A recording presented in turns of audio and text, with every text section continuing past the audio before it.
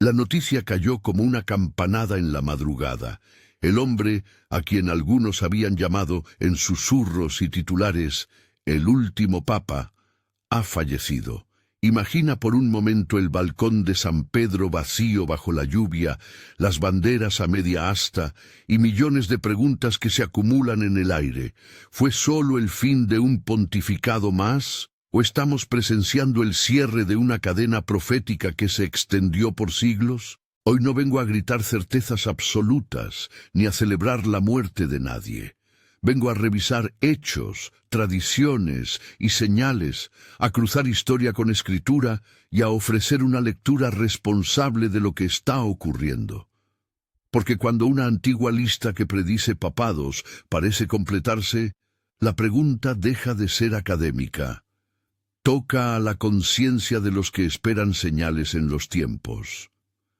¿Coincidencia histórica o cumplimiento con implicaciones escatológicas? Si este tema te inquieta y quieres seguir un análisis serio de profecías, contextos históricos y su relación con la palabra, suscríbete ahora para no perder los próximos episodios de esta serie. San Malaquías y la lista que desafía a la historia. Para entender por qué la muerte de un papa late hoy como noticia profética, hay que volver al origen de la llamada lista de San Malaquías. Malaquías, que en la tradición es el arzobispo irlandés conocido como Malachi, nacido en el siglo XII, aparece en esta historia como la figura a quien se atribuye una visión, una sucesión de pontificados, cada uno descrito por un breve lema en latín. La lista contiene en total 112 descripciones. Según la versión que circula en la tradición popular, la serie abarcaría desde el Papa Celestino II en adelante y culminaría con una figura final que, en algunas lecturas, presagia tribulación y un juicio sobre Roma. El documento tal como lo conocemos fue divulgado por primera vez en una obra publicada en 1595 por el benedictino Arnold Wion en su libro Lignum Vitae. Desde entonces la lista ha sido objeto de fascinación popular, devoción de algunos y escepticismo riguroso de otros. Dos realidades conviven ahí.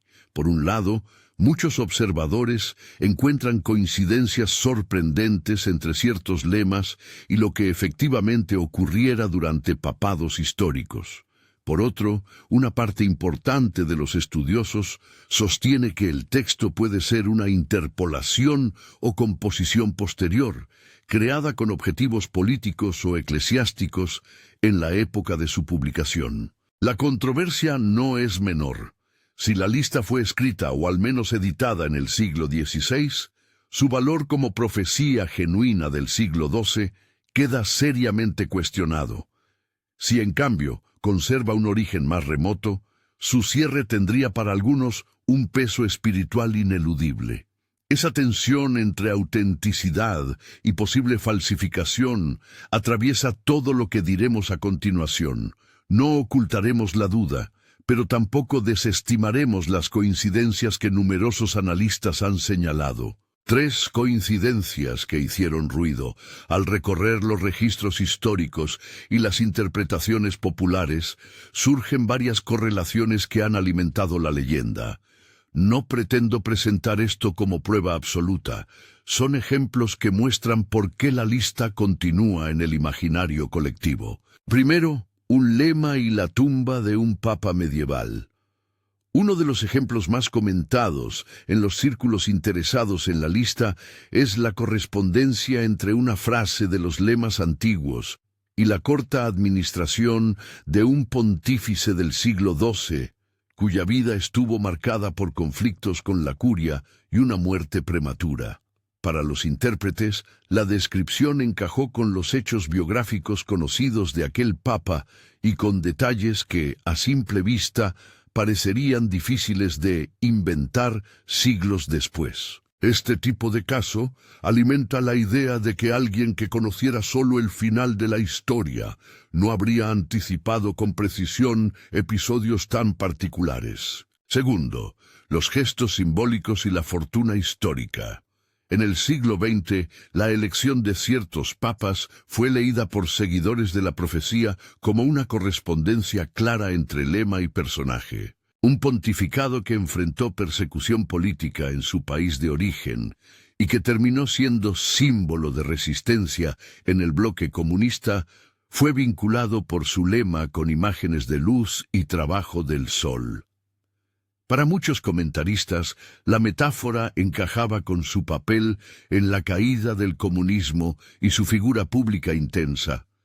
No se trata de magia lingüística, es un patrón que se repite cuando la vida pública de un papa ofrece símbolos fáciles de enlazar con frases crípticas. Tercero, resignificaciones en el siglo XXI. En tiempos recientes, algunos lemas han sido reinterpretados a la luz de acontecimientos contemporáneos, renuncias inesperadas, escándalos que sacuden la institución y elecciones que rompen con tradición clerical. En particular, el papado del siglo XXI ha ofrecido a los intérpretes material abundante para cotejar cambios de nombre, gestos de humildad y crisis internas que parecen resonar con las imágenes presentes en la lista. Estos ajustes hermenéuticos no constituyen una prueba científica, pero sí explican por qué la lista sigue siendo leída como un mapa posible de pontificados. Cada uno de estos ejemplos exige cautela. Los partidarios de la lista sostienen que la acumulación de coincidencias no puede ser casualidad. Los críticos responden que la vaguedad deliberada de los lemas permite lecturas posteriores que se ajustan a hechos conocidos. Esa ambivalencia queda en el centro del debate. ¿Es la lista una predicción legítima o una colección de epitafios interpretables? La autenticidad entre fe, historia y escepticismo. Los estudiosos que han abordado la lista presentan argumentos históricos relevantes. Quienes dudan de su origen temprano señalan que la primera aparición pública del texto en 1595 se produce en un contexto en el que el papado y las facciones eclesiásticas europeas atravesaban luchas políticas intensas. Algunos proponen que la lista pudo haber sido fabricada o editada para influir en la percepción de futuros conclaves o para legitimar elecciones concretas. Además, hay incongruencias textuales y referencias que aluden con más claridad a hechos posteriores al siglo XII, lo que refuerza la tesis de composición tardía. Quienes la defienden como genuina apelan a la existencia de registros manuscritos y a coincidencias improbables antes del siglo XVI.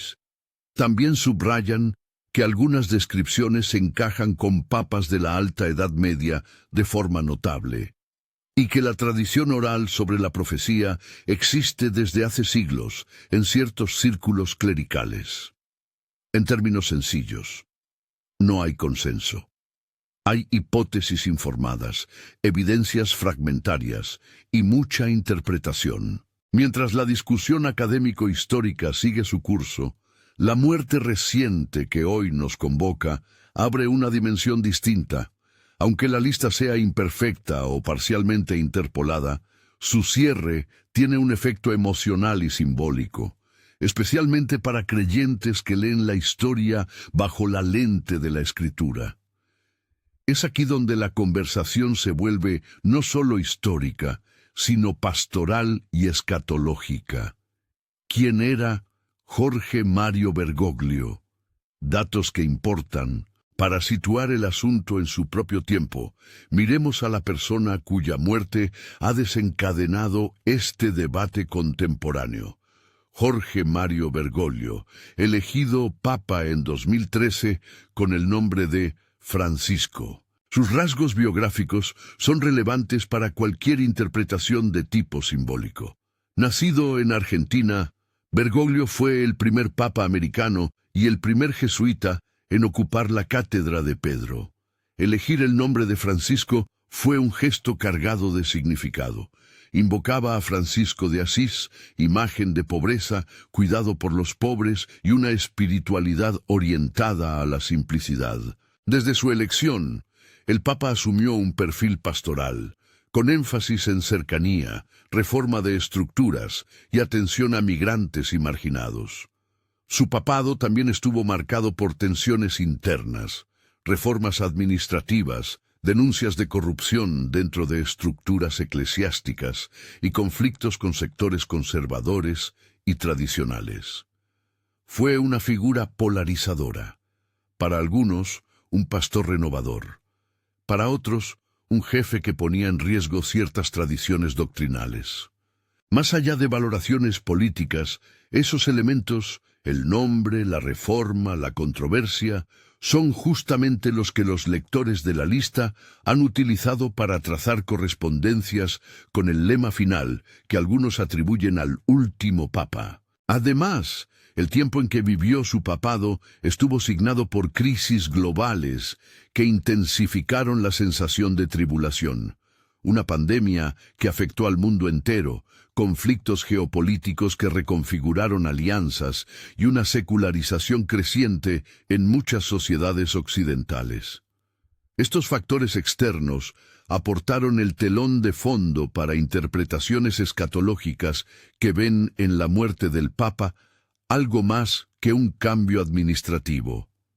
¿Encaja Francisco con la última entrada? Los intérpretes que sostienen que la lista de San Malaquías ha llegado a su fin argumentan varios puntos que conviene listar con honestidad.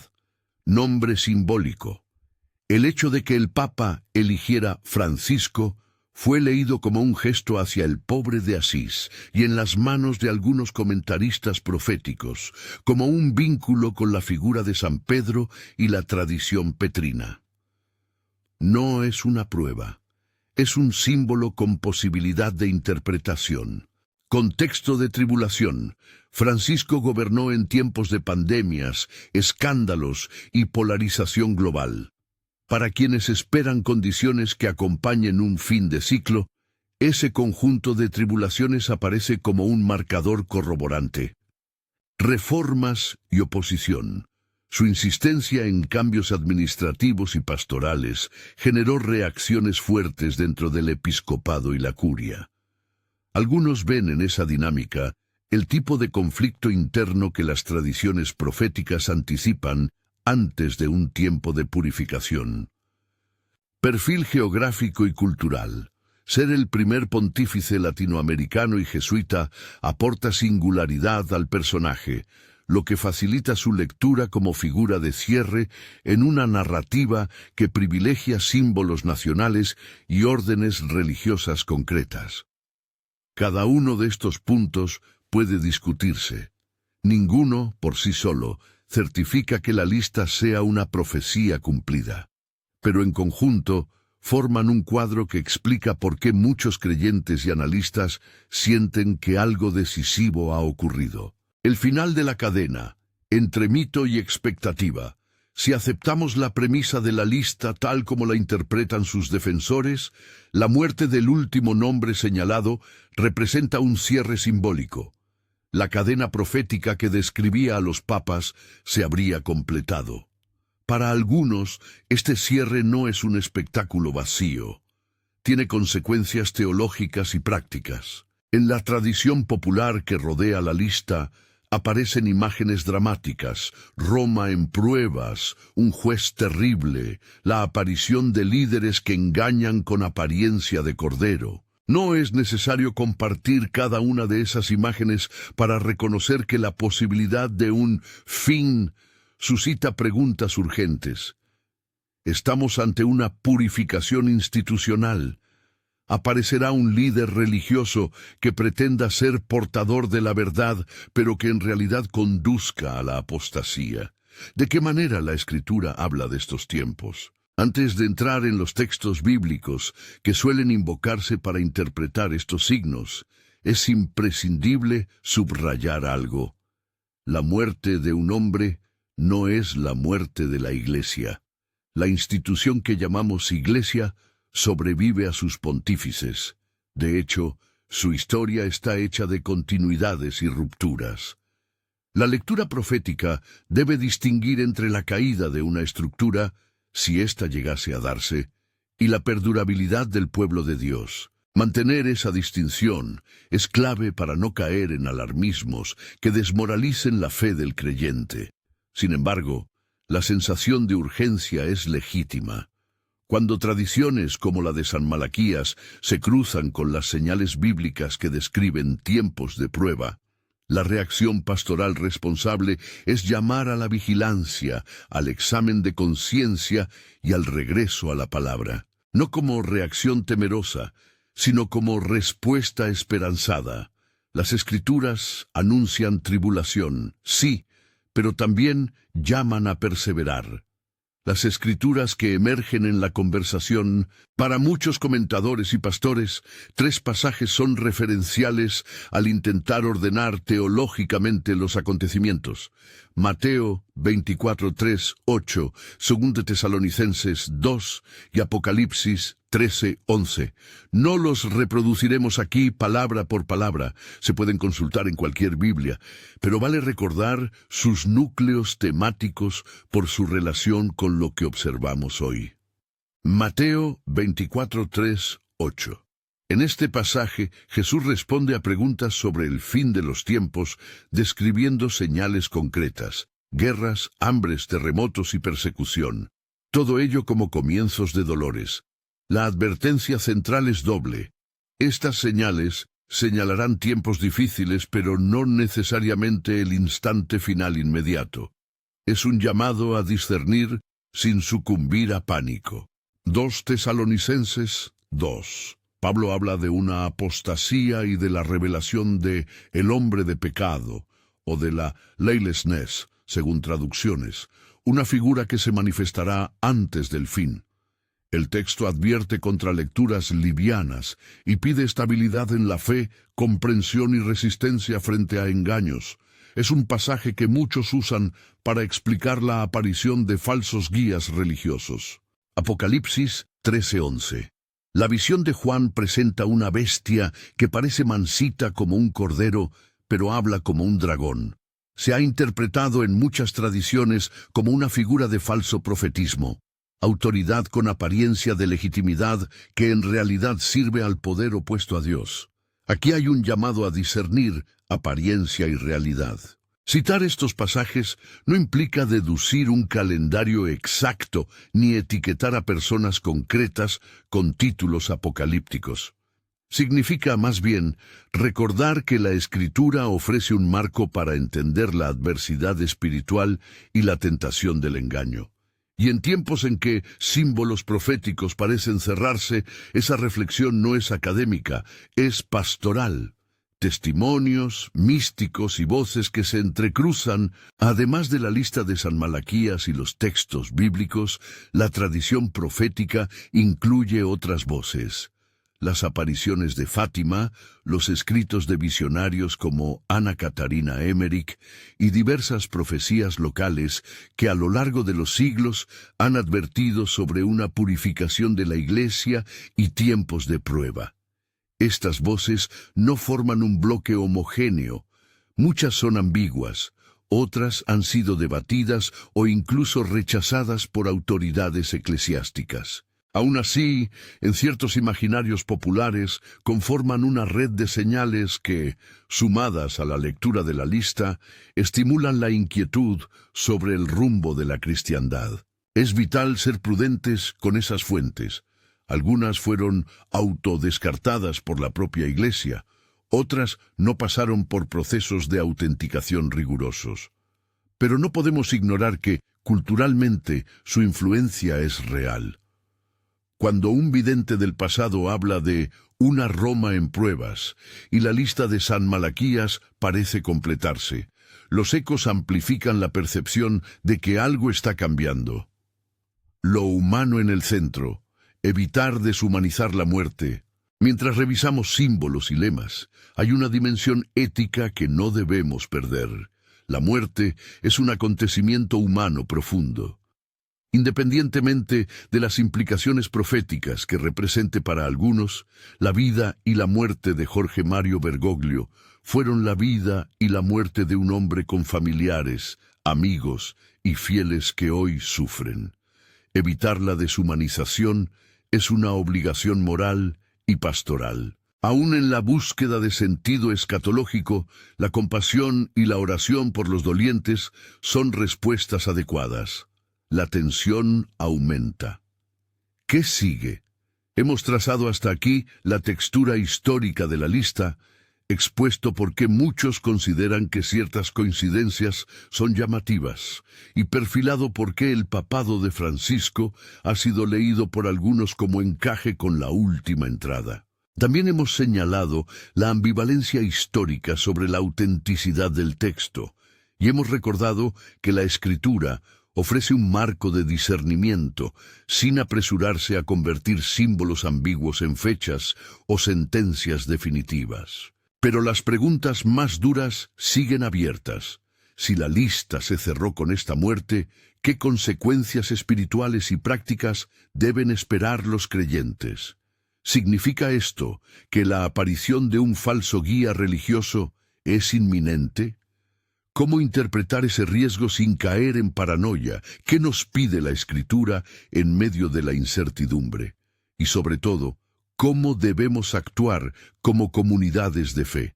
Responder a esas preguntas exige pasar ahora de la historia y la simbología a un diálogo más profundo con las Escrituras y con la realidad institucional de la Iglesia en su dimensión sociopolítica. Es preciso también mirar signos concretos en la sociedad, movimientos religiosos que ganan influencia, acercamientos ecuménicos que algunos interpretan con suspicacia, y cambios culturales que desafían doctrinas tradicionales. En este punto del análisis, la tensión es palpable. Los elementos se enlazan, pero no se clausuran en una sola lectura. La caída de un pontificado marca un antes y un después en la cronología externa. Pero ¿qué significa en la trama espiritual? Depende en buena medida de nuestra respuesta colectiva. Vigilancia, estudio y oración. No miedo sin rumbo. Ahora que hemos recorrido la historia, las coincidencias más comentadas y el perfil humano y simbólico del Papa, cuyo fin ha reabierto estas preguntas, conviene detenerse un instante para poner sobre la mesa las fuentes bíblicas que muchos invocan como claves interpretativas. Es en esos textos donde las advertencias sobre el falso profeta, la apostasía y las pruebas de la fe cobran sentido práctico. Aquí, sin embargo, es donde la investigación exige mayor precisión hermenéutica y un cuidado pastoral extremo, porque las conclusiones que saquemos marcarán la manera en que las comunidades cristianas responderán al tiempo que se abre. Ahora, entrando en los textos que muchos invocan para poner estas señales en clave bíblica, hace falta más que citar versos. Requiere leerlos con seriedad histórica y hermenéutica, y luego aplicar su advertencia a la realidad concreta que vivimos. No busco convertir símbolos en fechas, pero sí extraer de la Escritura criterios claros para entender lo que puede venir. Recordemos, Mateo 24:3-8 habla de señales, guerras, hambres, terremotos, como comienzos de dolores. 2 Tesalonicenses 2 advierte sobre una apostasía y la aparición de el hombre de pecado. Y Apocalipsis 13:11 describe una autoridad con apariencia de cordero que habla como dragón. Tomados con prudencia, estos textos no predicen nombres concretos en nuestras noticias, sino que ofrecen claves para discernir la naturaleza de los tiempos. Habrá confusión, seducción y pruebas para la fe. ¿Cómo aplicar esas claves al presente sin caer en la trampa del sensacionalismo? Primero, distinguir señales de calendario de señales de carácter. Mateo nos recuerda que las señales son indicios, no calendario. No todo temblor profético es el epílogo.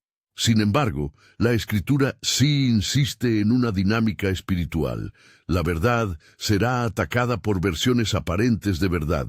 Es allí donde la coincidencia simbólica entre la supuesta última entrada de la lista de San Malaquías y la muerte reciente que hemos tratado adquiere peso pastoral. Si la cadena profética se cerró, lo que sigue no es necesariamente la fecha del fin, sino un tiempo de mayor exposición a engaños con apariencia de legitimidad. Antes de avanzar en escenarios, conviene mostrar con mayor concreción por qué la lista ha sido tomada en serio por tantos. No se trata de repetir latines, sino de observar hechos históricos que, al menos en la percepción popular y en ciertas recensiones críticas, ofrecieron correspondencias llamativas. 3 ejemplos que suelen mencionarse con datos verificables son ilustrativos. Celestino II, pontificado 1143-1144. Su breve pontificado y la naturaleza conflictiva de sus años frente a la curia han sido vinculados por intérpretes a una descripción temprana de la lista que alude a una figura de corta duración y con disputas internas. Los historiadores registran que su elección y su muerte rápida dejaron un vacío y tensiones en la curia, hechos que leyeron como encaje en ese enigmático eslabón. Juan Pablo II, pontificado 1978-2005. La trayectoria del Papa polaco, su papel en la resistencia moral frente al totalitarismo comunista, su influencia en el colapso del comunismo en Europa del Este y el intento de asesinato en 1981, fueron tomados por muchos comentaristas como correspondencia con un lema interpretado por traductores populares como asociado a la luz y al trabajo arduo. Los datos son claros. Su elección en 1978 marcó el inicio de un papado que duraría hasta 2005 y que por su impacto político y espiritual alimentó lecturas proféticas. Benedicto XVI, pontificado 2005-2013. La renuncia de Benedicto en 2013, la primera renuncia real y efectiva en casi 6 siglos desde Gregorio XII, fue vista por intérpretes de la lista como un hecho que resonaba con una descripción que algunos habían asignado a su nombre. Si bien la lista y su correspondencia siguen siendo polémicas, la inesperada renuncia de 2013 es un hecho fechado y verificable que permitió nuevas interpretaciones hermenéuticas sobre cómo la historia papal puede ajustarse a descripciones crípticas. Estos casos no prueban la inspiración sobrenatural de la lista. Lo que muestran es que, a lo largo de la historia, hay puntos de contacto entre descripciones vagas y acontecimientos concretos que han alimentado la percepción de un mapa profético. Esa percepción es lo que ahora, frente a la muerte de quien algunos denominaban el último papa, obliga a reflexionar con más rigor. ¿Qué significa un cierre simbólico en términos prácticos y espirituales? Consideremos 3 escenarios plausibles, no exhaustivos, sino heurísticos, que surgen de combinar la tradición de San Malaquías con la advertencia bíblica. 1. Cierre simbólico sin colapso institucional inmediato. En este escenario, la culminación de la lista se entiende como señal simbólica de un tiempo de pruebas aceleradas. Aumento de escándalos, polarización interna, presión cultural y la gradual pérdida de autoridad moral de ciertas estructuras. La Iglesia institucional puede seguir existiendo, pero debilitada en su capacidad de influir moralmente. La aplicación bíblica aquí es la llamada a discernir y a reforzar la comunidad local. Mateo 24 advierte que las tribulaciones vendrán, pero también que la Iglesia del Señor debe estar alerta y perseverante. La urgencia es pastoral, formar comunidades sólidas que no dependan de un liderazgo mediático, sino de la palabra y de la vida sacramental y comunitaria. 2. Aparición gradual de líderes con apariencia de legitimidad, pero sin fidelidad doctrinal plena. Este es el campo de Apocalipsis 13:11 en la hermenéutica popular. Una autoridad que habla con apariencia de cordero, pero actúa como dragón. No se trata de declarar títulos apocalípticos sobre personas actuales. Eso violaría las reglas de prudencia que nos impone la Escritura y la ética pastoral. Se trata de plantear un criterio. Cuando una figura religiosa gana influencia por medios manipuladores, por carisma, sin sujeción a la Escritura o por alineamiento con poderes económicos y políticos contrarios a la enseñanza cristiana. Se hace necesario el discernimiento congregacional. 2 Tesalonicenses 2 pide a los fieles no dejarse seducir por proclamas grandilocuentes, ni confiar su criterio a líderes que prioricen poder o fama sobre servicio y fidelidad. 3. Purificación y renovación por crisol. En algunas corrientes de la tradición profética, la culminación de una cadena anuncia un tiempo de purificación dolorosa que, a largo plazo, produce renovación en contraste con una mera destrucción. Este escenario concilia la idea de juicio con la promesa bíblica de restauración.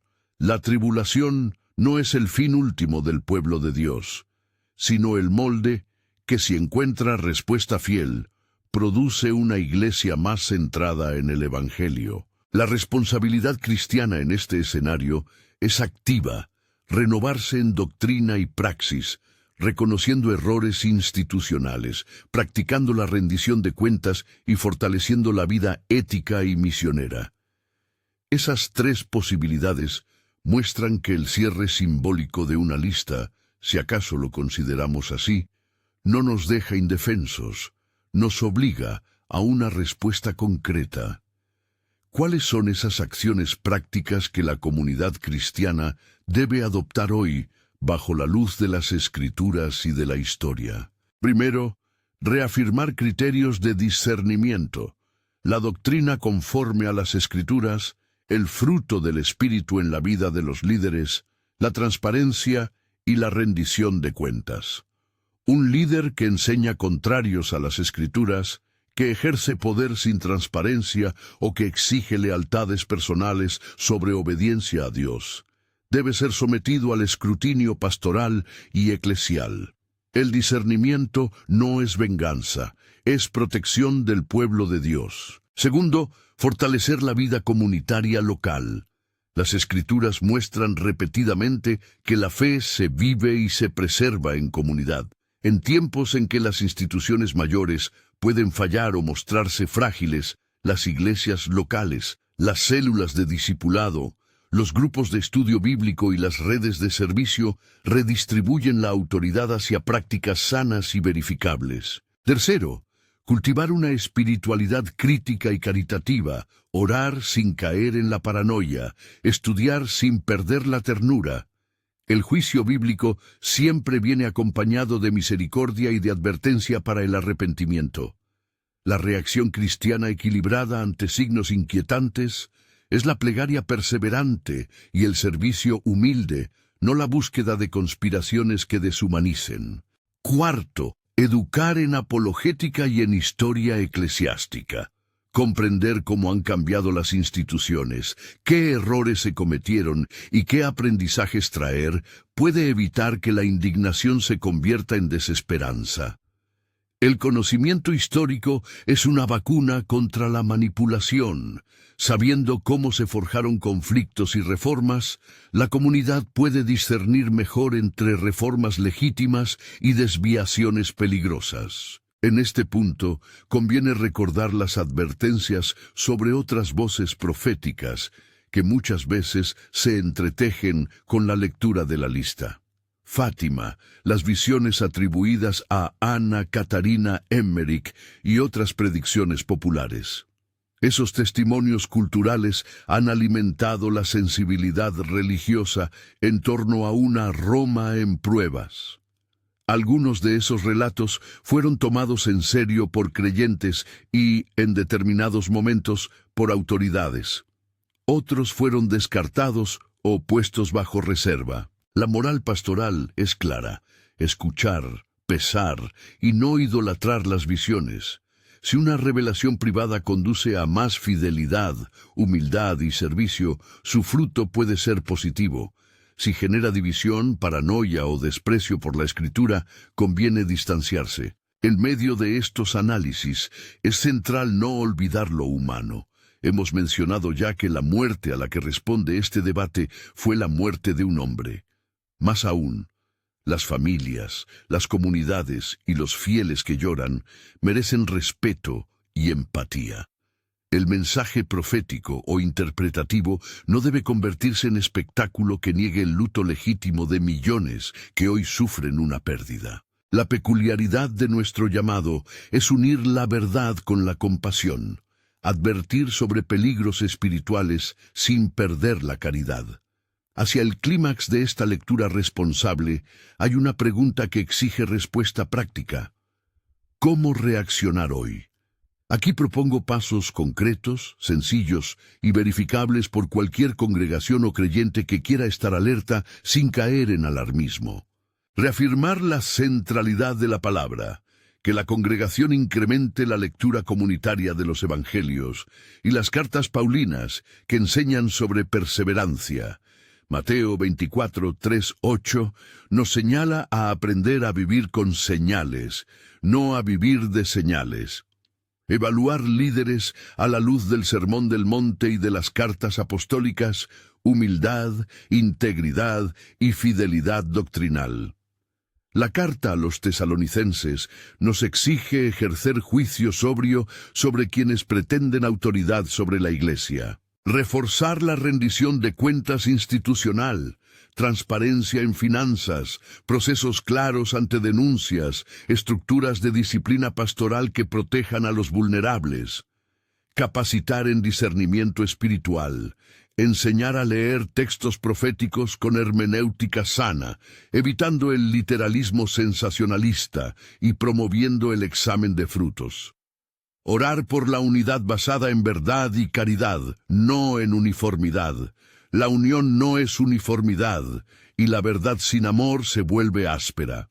Llegando al punto decisivo de este mensaje, la posibilidad de que la lista de San Malaquías haya culminado con la muerte que discutimos es, en su mejor lectura, una llamada.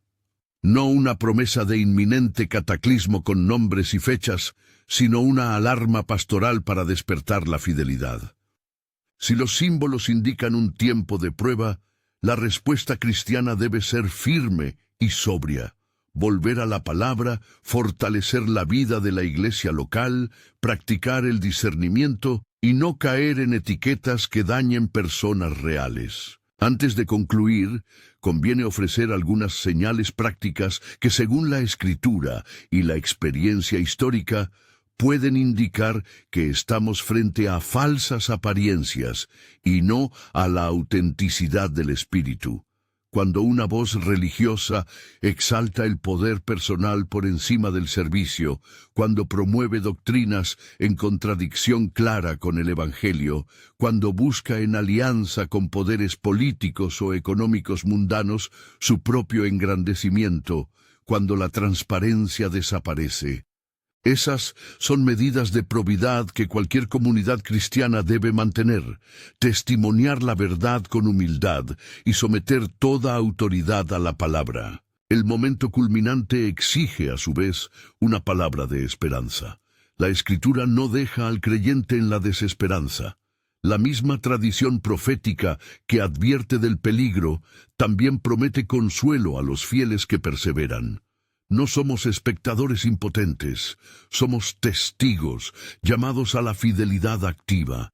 La fe que persevera no depende de la solidez de una estructura humana, sino de la fidelidad al Señor de la historia. Terminemos donde corresponde, con una exhortación pastoral y una oración breve. Volver a la palabra, formar discípulos capaces de discernir, cuidar a los que sufren y no perder la ternura son tareas inmediatas. Si la percepción de que la lista se cerró despierta miedo, que ese miedo se transforme en diligencia espiritual. Estudiar, orar y servir. Señor, en este tiempo de incertidumbre y de señales que nos inquietan, te pedimos discernimiento para no ser engañados, fortaleza para sostener a los débiles y humildad para reconocer nuestros errores. Guía a tus iglesias para que, en medio de pruebas, sean faros de verdad y compasión. Protege a los vulnerables de toda manipulación. Da sabiduría a los líderes para actuar con transparencia.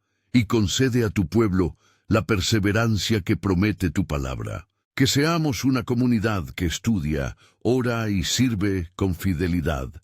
Amén. Si este mensaje te movió y quieres acompañar este análisis con más estudios y recursos sobre profecía bíblica y discernimiento, comparte este video con alguien que necesite escucharlo y suscríbete para continuar investigando las señales de los tiempos con seriedad y compasión.